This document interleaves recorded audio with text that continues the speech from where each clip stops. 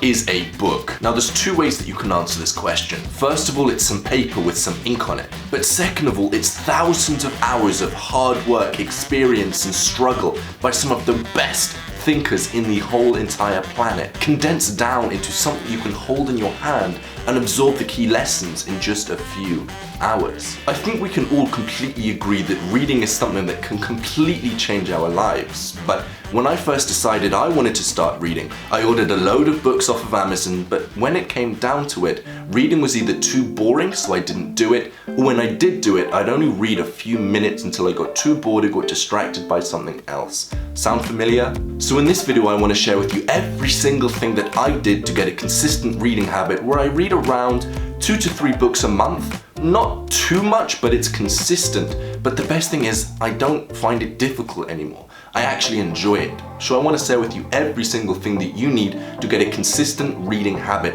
where you actually look forwards to it instead of it's something that you have to do. If you enjoy this video at any point, make sure you click the like button. It helps with the YouTube algorithm and I deeply appreciate it. Let's get on to the video.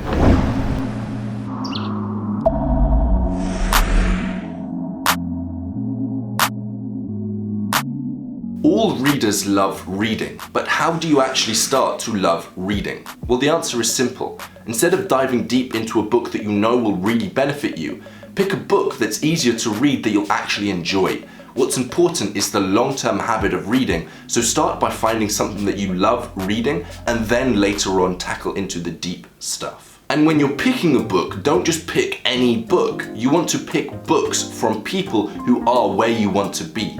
That way, instead of just reading a book for the sake of reading, you can realize that if you read this book, you're going to be one step closer to where you want to be. When I first started reading, I was really frugal. I still am very frugal, but so frugal that I didn't want to spend the 10, 15 pounds to buy the book. If that's you, just buy the book. The amount of benefit you get over the course of your next 60 years or however long you've got left to live will greatly be worth 10 times more the price you paid for the book. Also, you want to start a reading list where you have a list of all of these different books that will benefit you. One of the main benefits of doing this is it increases the pressure for you to get through the book as quickly as possible. If you're just reading and you don't have something planned that you really want to read, then it's going to be difficult to get through the book. Whereas if you've got another book you really want to read, but you're not going to read it until you finish this first book, it makes you excited and it gives you a reason to get through the book. Now, the brain is wired in a way where we're only going to do things that we really think will benefit us a lot. So before you actually start reading the book, you've got to make it completely obvious to your brain that this book will benefit you. One of the weird and unusual ways that I do this that I've never heard anyone talking about before is I go to the Amazon.com of that book and I only read the 5-star reviews. I ignore everything else. When I again repetitively read people raving about this book, it gets me excited to read this book and my reticular activation system is focused in on this book because I think that this book is going to completely change my life and it's the best book ever because hundreds of people have said that.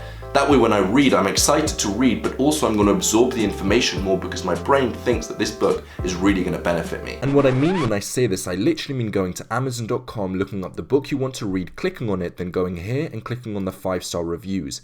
Go through this and read only the reviews of people that have left 5 stars. This way you're consciously manipulating the information you get about the book that you're reading to make your brain think that this book is amazing. Therefore, you're going to be more excited to read it, but also you're going to retain the information more if your brain thinks that this book is life-changing. The second thing I do, and by the way, I do these things every single time that I buy a new book because it only takes 10 minutes, but the benefit you get from it is absolutely ridiculous. The second thing I do every single time is I create a map of second-order consequences.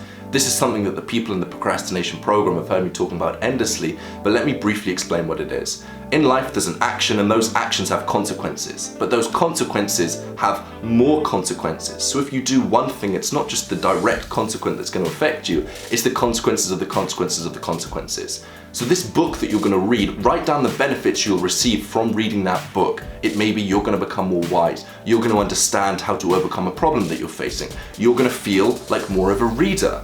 Now write the benefits of those benefits. So when you're more wise, people are going to respect you more. When you're more wise, you're going to be able to earn more money. If you're reading more, which is another one of the benefits, you're more likely to read more books, which is going to give you even more benefits. By mapping out the long-term benefits of you reading this book, again, it tells your brain that reading this book is going to be important and it's worth all of your time. The next thing you should do is you should schedule in when you're going to read. It's not enough just to say, I'm going to read every single day. So if you're not planning tomorrow today already, you need to do that straight away. But when you are doing that, schedule in a time for you can read. It's perfect because when you have a time you're going to read, you don't have to think anymore. It's not on your mind, I should read, I should read, I should read. You just open up your calendar, oh, I'm reading now, and you go straight ahead to reading. If there's an opportunity for you to read in a time that would have been wasted time, that is the perfect opportunity. For example, if you're commuting, that is the perfect time to read. And the final tip here is don't try to read more books. That shouldn't be your goal. Your goal should be to spend more time reading. Having a goal to read more books, that's not good because it might just result in you skim reading and not truly absorbing the information. And it's also not something you can directly control. Reading more books comes from spending more time reading. So shift your focus and shift your pride on when you spend a greater amount of time reading. That way, if it takes you 10 minutes to go through a single chapter or a single page, because that page is really beneficial to you, you no longer view that as a bad thing and you're going to truly absorb the information yourself. But also it's directing your focus on something that you can control instead of something that is the consequence of something you can't control.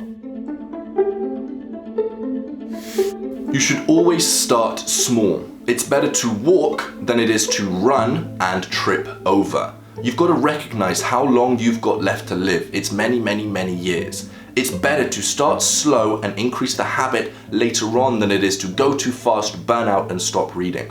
Literally, you could start, and I'm not joking, with one sentence every single day. It sounds ridiculous, but you can do it because the habit of reading is 10 times more beneficial than just reading half of a book in 2 days. Focus on the long run, not the short run. Start slow, don't burn yourself out. If you get bored easily, that's completely fine. Put the book away. All you're trying to do is make sure that it's a daily habit. And this may be a bit of a weird one again, seeing as reading sometimes is used to get away from the constant amount of dopamine, but in the beginning it's completely fine to listen to music. If your brain is so dependent on dopamine that you just can't get yourself to read, put in some songs that you like, preferably one without lyrics, and that way it's going to be a more enjoyable experience. 2 playlists on Spotify I really like are lo-fi hip-hop beats, and also it's called Study Vibes. Both of them are good, got no lyrics, and it's great for when you're reading or working. You also want to make it easy to read. If your book is in Madagascar, you're not going to get a plane over there whenever you want to read. Put your books in a way that it's easy for you to access, for example, on your bedside table if you're going to be reading often,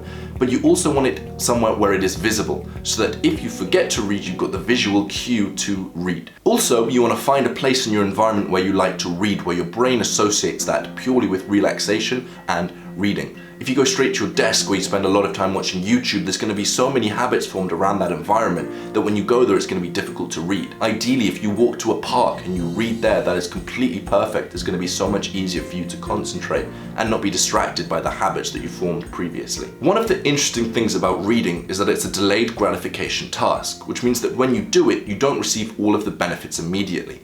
Now, one of the problems of this is, as we all know, in the habit loop, which is cue, routine, reward, the rewards that you get from reading isn't always there. So an idea for you to use is to reward yourself every single time that you read.